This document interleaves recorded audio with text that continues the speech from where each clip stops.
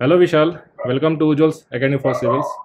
सबसे पहले तो हेलो सर। बहुत ज़्यादा कॉन्ग्रेचुलेशंस रैंक 4 लाने के लिए। बहुत ही अच्छा थैंक यू अचीवमेंट है सर। आपका।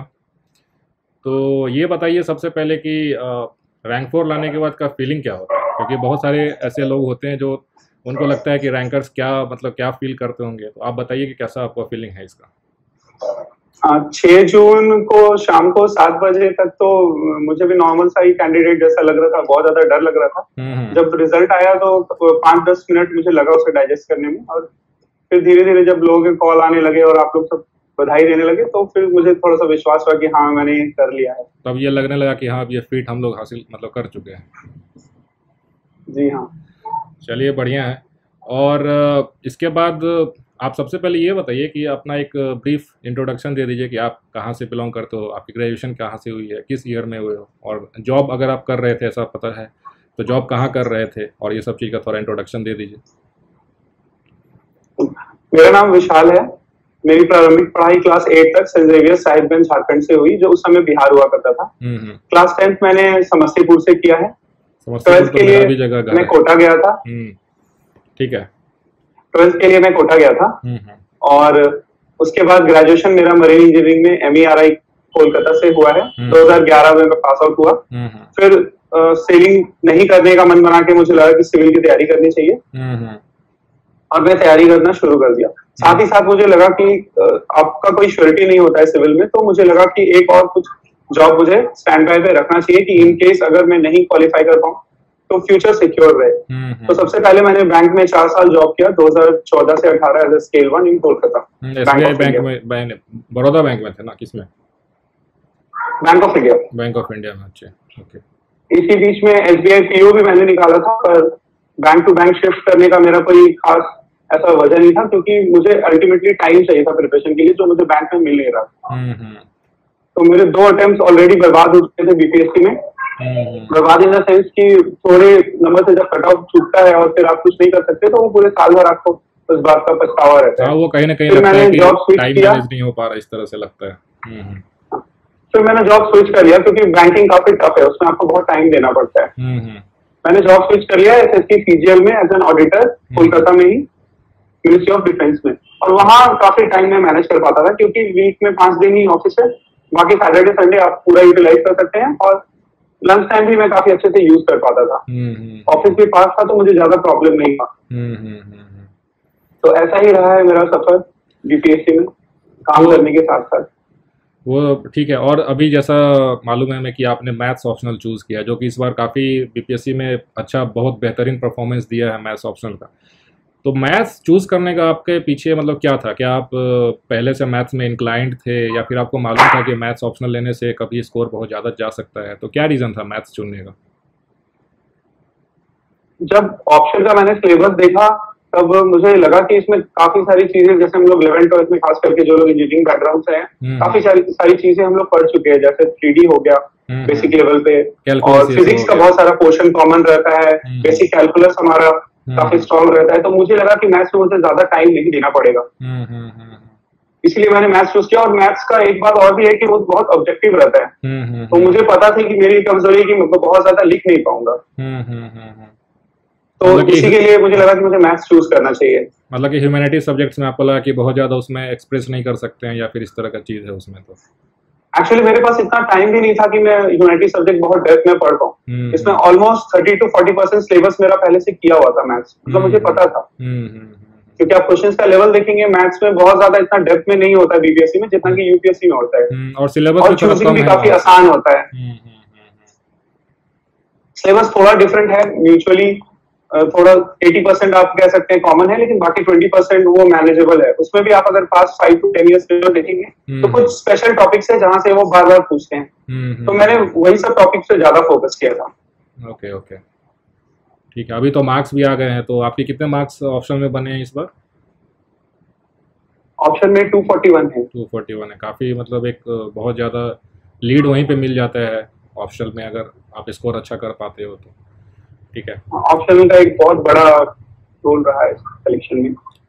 हाँ, इस बार के रिजल्ट्स में भी तो काफ़ी मतलब मैथ्स ऑप्शनल के लोगों जो है उनका अच्छा परफॉर्मेंस रहा भी है। तो कहीं ना कहीं ऑप्शनल जो है उसको वाइजली चूज़ करना चाहिए हमें, जिसमें ये मालूम हो कि थोड़ा सा स्कोर अच्छा हो सकता है, जिसमें इंटरेस्ट हमारा हो, तो उसी के पीछे, ऑप्शनल के पीछे जाना चाहिए। ऐसा नहीं कि ज़बरदस्ती कुछ भी ट्रेंड चल रहा है उसको लेकर बैठ जाएं और करते रहें, तो वैसा नहीं होता है। और एक बात है कि ऑप्शनल के कारण मुझे GS1 में भी काफी मदद मिली। वो जो सेक्शन सी के 2 DI के क्वेश्चन होते हैं, जो स्टैट्स वाले जो पार्ट है उसमें काफी फायदा मिला, क्योंकि मैंने बहुत लोगों को देखा कि स्टैट्स के कारण GS1 में स्कोर GS में अच्छा होने के बावजूद थोड़ा कम रह गया। तो वो एक एज सभी मैथ्स वालों को मिला है, जहाँ तक मुझे पता है। और इस बार थोड़ा स्टैट्स के क्वेश्चन भी थे, वो थोड़े अनकन्वेंशनल थे इन द सेंस कि वो जो अभी तक रेगुलर आ रहे थे उससे थोड़े अलग भी थे, थोड़े से टाइम टेकिंग सवाल थे वहाँ पे, तो बहुत लोग थोड़ा ट्रिकी तो था उसमें। जिसने चूज कर लिया अगर गलती से, क्योंकि एक क्वेश्चन काफी ट्रिकी था, तो वो बिल्कुल लक फैक्टर है, क्योंकि वहाँ प्रेशर में आप समझ नहीं पाएंगे कि आगे जाके हम फंसने वाले हैं बिना कैलकुलेट किए। वो तो क्वेश्चन देख के कोई नहीं बता सकता कि इसको बीच में सॉल्व कर पाऊंगा या नहीं कर पाऊंगा, वो तो स्टार्ट लेने के बाद ही मालूम चलता है कि बीच में अटक गया करके, तो वो भी एक लक फैक्टर तो होता ही है। अच्छा, आपको लगता है कि ओवरऑल एग्जाम में कहीं ना कहीं लक फैक्टर का एक बहुत मेजर रोल है कहीं ना कहीं सिलेक्शन में, आपको लगता है क्या ऐसा? लक डेफिनेटली जरूरी तो है। आपको कैसा बोर्ड मिलता है, आपका दिन कैसा रहता है, इंटरव्यू के दिन आप प्रीलिम्स में जाते हैं, मे बी आपकी ट्रेन छूट जाए या आपका सेंटर काफी दूर हो लास्ट मोमेंट में, मेंस में आपका दिन कैसा रहता है, आपकी तबीयत, बहुत सारे फैक्टर्स है, लेकिन अल्टीमेटली पढ़ाई सबसे बड़ा फैक्टर है कि आपकी प्रिपरेशन कैसे है। वो तो बेस, बाकी फैक्टर्स हमारे हाथ में नहीं है। वो तो हमारा बेस रेडी होना चाहिए, अगर वो बेस कमजोर है तो फिर लक भी क्या ही काम करने वाला है ना। इसके बाद जैसा कि आपने बताया कि अपना जॉब के साथ ही तैयारी कर रहे थे, तो उसमें आप रिसोर्सेज कैसे गैदर करते थे? आई मीन कि बुक्स लेते थे या फिर ऑनलाइन कंटेंट रेडी करते थे, कैसे वो सब चीज़ करते थे? मेरा यूपीएससी का भी प्रिपरेशन साथ में चल रहा था, तो मैक्सिमम जो स्टैटिक है वो यूपीएससी के प्रिपरेशन के कारण काफी कवर हो चुका था। मुझे ज्यादा फोकस करना था बिहार स्टैटिक और बिहार करंट अफेयर्स पे। तो बिहार स्टैटिक और करंट अफेयर्स के लिए मैंने कोई खास करके बुक रेफर नहीं किया, क्योंकि बुक में काफी टाइम लगता है, मेरे पास टाइम नहीं था। तो मुझे जो ज्यादा तरीका अच्छा लगा था कि यूट्यूब पे काफी अच्छे मेंटर्स है जो शॉर्ट वीडियो 10-15 मिनट के बनाते हैं, तो उसको मैं ज्यादातर 2x स्पीड पे देखता था, और जो भी होता था छोटे छोटे A4 साइज शीट्स में, हिस्ट्री का 4-5 शीट हो गया, आपको बिहार की ज्योग्राफी होगी, बिहार का करंट अफेयर, वो सब मैं नोट कर लेता था। अगर आप 4-5 मैक्सिमम 4 अलग अलग एडुकेटर्स का आप वीडियो देखेंगे तो 12-14 वीडियोस में आप काफी कुछ कवर कर लेंगे जो आपको किताब में भी नहीं मिलेगा, और वो डेली अपडेट होता जाता है हर 1-2 दिन में। वो थोड़ा सा मुझे लगा कि टाइम बचाने का सही तरीका है। वो लोग ऑलरेडी कंटेंट को कहीं ना कहीं रिसर्च करके ही बनाते हैं, तो थोड़ा सा टाइम बच जाता है हमारा, कि जो हम लोग डेटा माइनिंग करते हैं, ये फायदा होता है कि आपको खुद मेहनत नहीं करना होता, आप दूसरे के मेहनत को इस्तेमाल कर लीजिए। और इस पूरे एग्जाम प्रोसेस में आपके जो कलीग्स लोग हैं या मेंटर्स लोग हैं, उनका क्या रोल है आपके सिलेक्शन में? मेरे कलीग्स और मेरे मेंटर्स, स्पेशली आपका बहुत बड़ा रोल मैं बोलूंगा, क्योंकि राइट फ्रॉम प्रीलिम्स से लेकर के इंटरव्यू तक, एंड इंटरव्यू के बाद तक भी हौसला दिलाने में मेरे दोस्तों और मेरे मेंटर्स का बहुत स्पेशल हाथ रहा है। क्योंकि किसी को भी नहीं पता होता है कि आप क्या परफॉर्म करके आए, एक बंद डब्बे की तरह आप क्या इनपुट दे रहे हैं, आउटपुट क्या निकलेगा आपको पता नहीं, आप बस अपना बेस्ट दे के आ सकते हैं। प्रीलिम्स के टाइम पे भी बहुत ज्यादा क्रिएटिव कुछ स्ट्रेटेजीज, जैसा हम लोगों ने डिस्कस किया था मैथ का, खास करके हिस्ट्री जो काफी वास्ट है, बिहार हिस्ट्री, वो बहुत मुझे काम आया। करंट अफेयर्स हमने जिस तरह से कवर किया था, और ये जो वीडियोस वाली जो बात है ये वाली भी, तो कहीं ना कहीं ये छोटी छोटी चीजें मिलके ही ये सक्सेस आया है।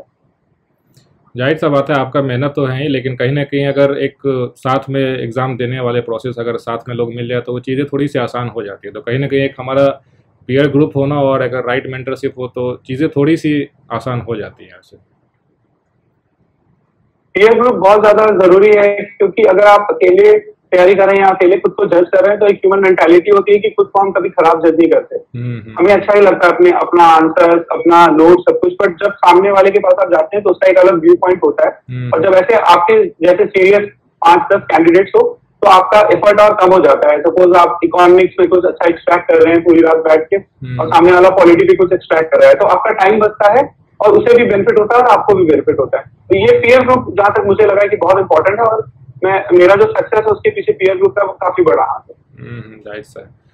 और अभी जैसे हम लोग एक प्रीलिम्स या फिर मेंस का एक छोटा सा एक ओवरव्यू ले सकते हैं, क्योंकि उसका डिटेल्ड एनालिसिस हम लोग एक दूसरे वीडियो में करेंगे जिसमें सारे बुक लिस्ट हैं, रिसोर्सेज हैं, उसके एमसीक्यूज कैसे लगाने चाहिए। क्योंकि अब तो बीपीएससी में एक ऑप्शन ई का भी चक्कर आ गया है कि कई बार कन्फ्यूजन में लोग ई मार के आ जाते हैं, कई बार ई नहीं मारते हैं। तो ये भी एक पार्ट है जिसको हम लोग एक नेक्स्ट वीडियो में कभी प्रीलिम्स के ऊपर डिस्कस कर लेंगे। लेकिन एक आप एक ब्रॉड एक फ्रेमवर्क बता सकते हो कि प्रीलिम्स और मेंस के लिए बिहार बीपीएससी के लिए स्पेशली क्या हो सकता है? प्रीलिम्स का जो सिलेबस है मुझे लगता है कि मेंस के सिलेबस से काफी वास्ट है, क्योंकि मेंस में काफी कुछ जैसा आप लोगों ने हमारे साथ प्रेडिक्ट किया था, वो मुझे लगता है कि GS1 में काफी अच्छा काम किया, क्योंकि वो जो स्कोर था GS1 में मुझे नहीं लगा था कि इतना ज्यादा स्कोर आ सकेगा। 190 तो प्लस वो मेंस में हाँ वो काफी मुझे लगा कि काफी डिसेंट स्कोर है अगर GS2 के कंपैरिजन में देखें। तो GS1 में हमारा जो प्रेडिक्शन था मुझे लगा कि उससे मुझे बहुत कॉन्फिडेंस मिल गया था, क्योंकि मुझे पता था कि ये 6 क्वेश्चन या ये 10 क्वेश्चन आ सकते हैं, उसी में से आया था ऑलमोस्ट। और 2 जो मैं बता रहा हूँ आपको DI, उससे और ज्यादा मेरा कॉन्फिडेंस बूस्ट हो गया। अगर पहला पेपर आप काफी अच्छा दे देते हैं तो मोरल हाई रहता है आपका। अगर पहला पेपर आपका खराब हो गया तो फिर क्या होता है कि बाकी पेपर्स पे इफेक्ट पड़ता है। ये मेंटालिटी है, इसमें आपको स्टार्ट ही अच्छा करना पड़ेगा। और जहां तक प्रीलिम्स की बात है, प्रीलिम्स में पहले मैं सिर्फ मॉक्स देता था और फिर मैं मॉक्स को ज्यादा एनालाइज नहीं करता था। मुझे बस था कि मुझे मॉक्स में लाना है 100 110। तो ये चीज मैं गलती कर रहा था। ये मुझे लगता है कि जब आप लोगों से जो मुझे गाइडेंस मिला कि जब मॉक्स को मैंने एनालाइज करना शुरू किया, तब मुझे जाके पता चला कि बहुत सारे क्वेश्चंस ऐसे थे जो मैं गलत सोच रहा था, मेरा थ्योरी गलत था, पर फिर भी मैं आंसर सही टिक करके आ रहा था। मतलब कि लाइन ऑफ थॉट गलत था लेकिन वो आंसर सही हो जा रहा था, लेकिन एक्चुअल में वो गलत प्रोसेस से आप पहुंच रहे थे वहां पे। और कोई भी ऐसा मॉक नहीं होता जिसमें हमें सब कुछ पता रहता है। तो हर मॉक में कुछ 20 से 30 चीजें नहीं तो आपको पता चलती है। तो वो जो हमने फिगर आउट किया था कि हिस्ट्री का अलग सेक्शन हो गया, ज्योग्राफी का अलग, इकोनॉमिक्स, एनवायरमेंट, सब कुछ का, और जो कुछ भी आप नया सीखते हैं उसे हम नोट कर लेते हैं, क्योंकि लास्ट दिन उस कॉपी को रिवाइज करने के कारण मेरा कॉन्फिडेंस काफी बूस्ट हुआ था। और मतलब एग्जाम हॉल में मुझे पता था कि मेरा कट ऑफ क्लियर हो रहा है। वो तो हम लोगों ने भी मुझे पहले की तरह डर नहीं लग रहा था। काफी उस चीज पे देखा था कि A4 सीट पे आपने सारे बुलेट पॉइंट्स टाइप के छोटे छोटे नोट्स बना के आपने मुझे भेजा भी था, तो वो काफ़ी हेल्पफुल रहा। तो ये एक इम्पॉर्टेंट स्ट्रेटजी है वैसे लोगों के लिए जो बीपीएससी या फिर कोई भी एग्ज़ाम देना चाहते हैं। तो अपने चीज़ों को एक A4 साइज के सीट पे मेमोराइज करने के लिए या फिर इजी रिवीजन करने के लिए, क्विक रिवीजन करने के लिए आप उसे समरी बना के रख सकते हैं, ताकि एग्ज़ाम से पहले बिल्कुल 1 दिन 2 दिन पहले उसको रिवाइज कर लें। तो ये काफ़ी आपका एक इम्पॉर्टेंट एक एस्पेक्ट रहा है जिसमें आपको GS में और पेपर 1 में खासकर आपको 190 प्लस स्कोर करने में हेल्प करवाया वो। और भी एक प्रॉब्लम जो मैंने देखा है कि प्रॉब्लम ऑफ प्लेंटी, क्योंकि पहले मेरे पास भी काफी ज्यादा मटेरियल था और मुझे समझ में नहीं आ रहा था कि मैं किसको पढूं। तो एक एक बार अगर आप सबको पढ़ रहे हैं, it is as good as reading nothing. या फिर उससे बेटर है कि आप एक कोई अच्छा रेप्यूटेड कंटेंट ले ले और उसको कंप्रेस कर करके बार बार पढ़ते रहे। तो मुझे लगता है ये भी थोड़ा वाइजली चूज करना होगा कैंडिडेट्स को कि हमें क्या पढ़ना है और कितना पढ़ना है। अच्छा, इसको हम लोग एक नेक्स्ट सेशन रखेंगे जिसमें आप अपने सोर्सेज के बारे में इंफॉर्मेशन एक डिटेल में प्रीलिम्स और मेंस के लिए, कि क्योंकि बहुत सारे ऐसे मार्केट में बुक्स अवेलेबल होते हैं, लेकिन जब आप एग्ज़ाम दे करके आते हो तो मालूम होता है कि उसमें से वो पार्ट था ही नहीं, क्वेश्चन उसमें से बन ही नहीं सकता था। तो ऐसे एक हम लोग एक मेजर जो आपने बुक्स या फिर नोट्स जो कंसल्ट किए हैं उसका एक हम लोग लिस्ट बना लेंगे दूसरे किसी सेशन में करके ऐसा।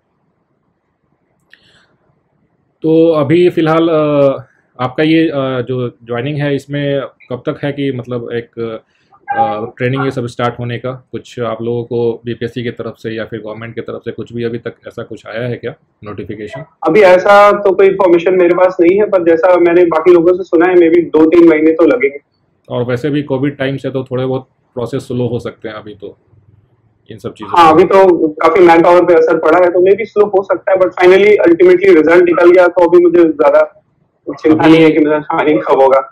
अभी और कोई एग्जाम आपका यूपीएससी या फिर और भी कोई गोल टारगेट ऐसा कुछ नहीं? अभी इससे ज्यादा अब अपने मेहनत पे ज्यादा एक्सपेक्ट नहीं कर सकते। काफी खुश है इससे और अब बस जॉब करना है अच्छे से और सर्विस करना है। हाँ, बिहार को पूरा एकदम डेवलपमेंट के उस पर ले जाना अपने। आप मैं तो आपको पर्सनली जानता हूँ, तो मुझे मालूम है कि आपका इंटीग्रिटी और कैसा है। तो कहीं ना कहीं आप एक अच्छे एडमिनिस्ट्रेटर साबित होंगे और बिहार में जो भी चीज़ें हैं, फ्लॉ जो भी हैं, जहाँ भी रहेंगे सिस्टम में आप, तो अपने कंट्रीब्यूशन से, अपने एक्सपीरियंस से उन चीज़ों को काफ़ी एक रिफॉर्म्स लाने का कोशिश ज़रूर करेंगे आप, ऐसा उम्मीद करते हैं आपसे। तो फिर आज का सेशन हम लोग यहीं बंद करते हैं और नेक्स्ट सेशन हम लोग एक लाइव रखेंगे जिसमें प्रीलिम्स और मेंस का एक बुक लिस्ट वाइज, ताकि जो हमारे जो एस्पिरेंट्स जो भी हैं वो इस चीज़ को देख करके और आपके स्ट्रेटजी से, आपके एक्सपीरियंस से बेनिफिट ले सकें। ठीक है, तो इसके लिए हम लोग 1-2 दिन में फिर से मिलते हैं और तब तक आप अपना सेलिब्रेशन करते रहिए। घर में खुशी का तो माहौल है ही, हम लोग भी काफ़ी खुश हैं। तो फिर चलिए फिर मिलते हैं फिर नेक्स्ट वीडियो में। Thanks for joining. Thank you.